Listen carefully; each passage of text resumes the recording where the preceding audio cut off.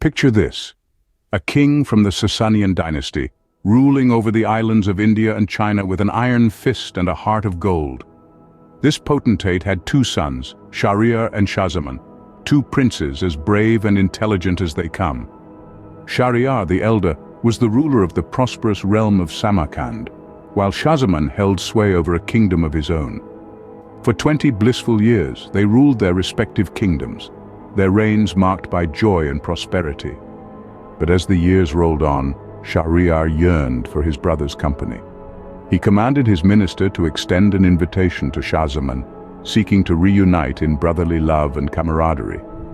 Without a moment's hesitation, Shahzaman dispatched his messengers with a positive response. Eager for a reunion, he entrusted his kingdom to his minister and set out to meet his brother, unaware of the dramatic turn his life was about to take.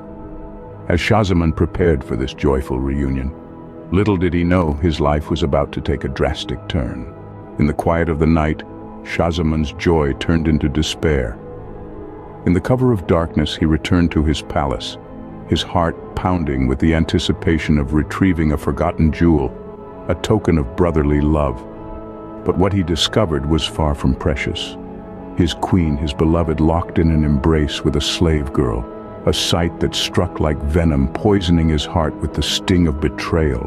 A rage like no other consumed Shahzaman, driving him to unspeakable action. He drew his sword with shaking hands, and in a swift, merciless moment, both his wife and the slave girl lay lifeless. The palace echoed with a silence that matched the emptiness in Shahzaman's heart. His decision was made. He returned to the military camp, his mind a whirlwind of torment.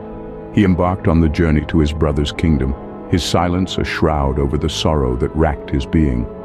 Arriving at his brother's kingdom, Shahzaman was a shadow of his former self, his heart heavy with betrayal and loss.